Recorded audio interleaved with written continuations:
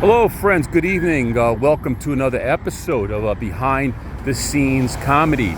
I'm on my way to a comedy event to watch, to support the comedians. There's an event called WrestleMania. My friend Bobby Sticks and Gabe Quire, I believe Adam Dominguez. There's going to be a lot of comics there. And I got my tickets. I'm just going to have fun. And I thought I'd talk along the way. I was actually going to get on here and start raging, to tell you the truth, about my experiences, negative experience. But you know what?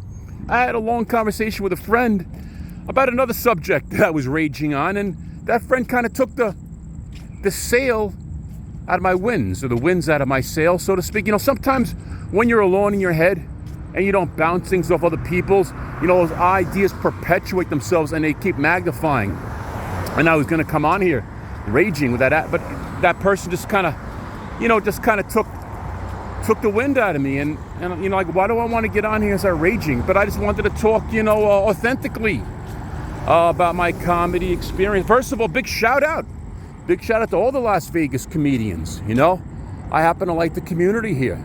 You know, I'm enjoying it here. That's why what I'm learning, I'm learning now, just to enjoy hanging out around comedians. I don't necessarily have to perform in an open mic or perform in a show. I just enjoy watching other comedians and going to socialize. And that's something I never really allowed myself to do in the past. I was so pig-headed. I was so knuckleheaded. All I could think about was myself and my set, and, kind of mentally in competition with all the comedians. Although I was blamed other comedians for being competitive and cutthroat and all about themselves, the truth of the matter is I'm not much different from them. I'm no better. But anyway, I want to talk my experiences because I've done comedy now in 3 cities, and I wanted to compare them. New York, the DC area, DMV, and now Vegas. Now, I briefly lived in Raleigh, North Carolina. Not too long, but you know what? I got the feeling that it was a pretty decent environment in Raleigh dorm. I got the feeling that if I had immersed myself in that community, I would have done well there too. I would have enjoyed myself, but I needed to get away from it for various reasons. So here I am. And when I first came here, I found myself to be a night outsider, and I thought, oh my God, they're all the same. They're all the open mic, little people walking and talking in groups to each other, and I don't belong, and no one's friendly, and everybody's all about themselves and they're studying. But I kept coming back, and I kept coming back.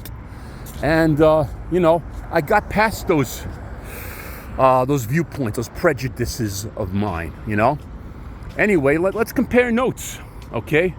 New York, I did comedy in New York City and Long Island. Very, very competitive.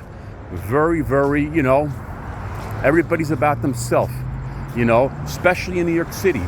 You're going to go to open mic, you're going to be waiting a long time to get on set. A lot of comedians do this set and they get up and they leave, and by the time you get up, there's no audience. But there's plenty of open mics. There's plenty to choose from, and there are comedians who are making it, and they're going from mic to mic to mic. Out Long Island, I happen to like it a little better. I mean, they weren't angels. They would piss me off sometimes too, but a lot of that was my own attitude. I was telling before, I was knuckleheaded. The challenge for me living on Long Island is you got to have a car. You get around. You can't get to the mics without a car, And, whereas in New York City, you could just hop a subway or walk everywhere. Around Vegas, for the most point, I find that I can walk to a lot of the mics or take the bus. So that's another selling point. But, did comedy in New York, on and off for about, till I left. On and off for 15 years. DC was not a very pleasant experience, okay? No offense to people in the DMV area. I lived there about 1.5 2 years. I didn't like it. I found it to be a watered down version of New York. Same cold weather, people are kind of fake. They seem friendly at first, but they're not that nice. And for God's sake, they don't even have goddamn services. The freaking train shuts down at midnight. There's nothing open. There's not too many open mics from my experience, okay? In Nova, Northern Virginia, and there's not too many open mics, so it's hard to even get your 5-minute spot at a mic. And I found like there was one particular mic that I was going to. I swear, I went there 3 times and they didn't give me 5 minutes. And they make you buy a 2-drink or 1 drink minimum and show the ticket. And I still did not get on stage. And I remember getting there early, like 3 hours early, sitting there, right? And a whole bunch of like young guys showing up, you know, like at the last minute, and then cutting right in front of me and looking down at me, you know, like, what do you, like, old man, don't even think about it, old man. You know what I'm saying? And I remember, you know, them like bumping up their friends. I remember comics after their sets, I would try to congratulate them and fist bump them. They wouldn't fist bump me. They would just fist bump their friends. I remember one time, there was one comedian, you know, they let her get up. Young lady, she talked about a certain mental disability that she has, which she's had for 2 years. Okay, and I was thinking, you know, I've had that disability for 50 years. I could talk I got a lot more material about that. But whatever, you know, I that's my experience. I just wanted to share that with you. You know, it wasn't a very pleasant experience. I think Raleigh would have worked out nicely. Vegas is great, man. There's plenty of mics, plenty of shows, plenty of nice people. But I think what helped me personally, you know, in my comedy career was podcasting, because I was getting kind of frustrating, you know, just waiting for your 5 minutes at the open mics. Like, all you get, if you're an open mic comedian, that's all you're getting is your 5 minutes here and there. And you better sit around, and you're always waiting around 2 or 3 hours, you know. The people who really get the best practice, the most stage time, are the MCs. They're the ones, because they're on stage the whole night. And, you know, there's different kinds of MCs. You know, some of them are cool and nice. You know, they're down to earth. You know, they support everybody. You know, they talk 2 or 3 minutes between it. And there's other ones who are all about themselves, who make the show about, you know what I'm talking about. You know, there's like 20 comics. They don't bring the sheet out to the last minute. They talk 10 minutes between each set.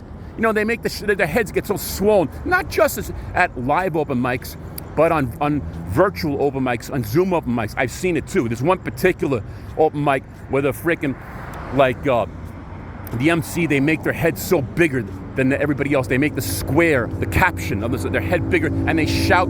Then, like, you know, you can't even approach them and talk.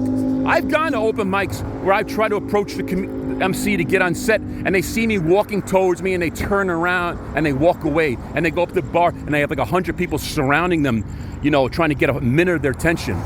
Anybody ever been to a mic like that? I'm learning to avoid mics like that. But anyway, podcasting, yes. Podcasting helped me get my confidence back. Because of podcasting, that's an unlimited platform. You can talk, and you can talk all you want. And it gave me the confidence. I took that confidence from the podcasting, from talking, and I brought it back with me to comedy. And I used it to channel my energy into other areas of social media. And I also learned about that it's not just comedians, that artists in all, because when you're a podcaster and you interview people, you know, I didn't just interview comedians. I interviewed actors. I interviewed a psychic investigator, writers, you know, musicians, all kinds of people. And I realized that egos exist not just in comedy, but in other areas. And I had some good, I interviewed at least 30 people. You know, I had about 550 episodes, and about 30 of them were me interviewing people. It was an audio podcast, but I learned a lot about people. There were some nice people who were really cool, no problem. They came right on. It was like a cool conversation. And then there were people who were jerking me around. You know, we make an appointment. I do extensive research. I take extensive notes on them. And then they would like make up some jackass reason. Could you wait another 20 minutes? I'm doing my laundry. Or you send them the link, because you send a link when you do a deposit, and then they go out to have a cigarette, waiting for 20 minutes. They come back, could we do it tomorrow? You know, shit like that, blow you off. And the reason why they did it is because I'm a nobody. You know, I'm not Mark Maron. I'm not Joe Rogan. I'm not Adam Carolla. And that's what they want. They want to be in a big show. They want to be made famous overnight. That's greed, you know? But that's their egos. You have to go. You got to sift through the sandwich. And I'm going to come back to podcasting. I am. I'm going to put it on YouTube. I'm going to make it video. All right? And I'm going to go through people like that who are going to act that way, but I'm not going to let it faze me. Okay? I'm going to take that experience and I'm going to bring it to my YouTube platform. But anyway, maybe I sound a little bit caustic, maybe a little rough around the edges, Maybe I should be in therapy, but, if anybody who's been in therapy, after a while you're in therapy with the same therapist, it becomes like a piece of stale bread. It becomes useless after a while. You have to have other therapeutic outlets. If it's talking into your phone, if it's talking to a microphone, if it's whatever it is, as long as you're not hurting anybody, emotionally or physically, then work it out.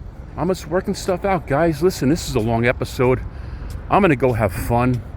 I'm just going to go enjoy it, get some laughs, and hopefully bump a few fists and shake a few hands and exchange a few smiles. And for me, that's all that matters right now. Enjoy your night, guys.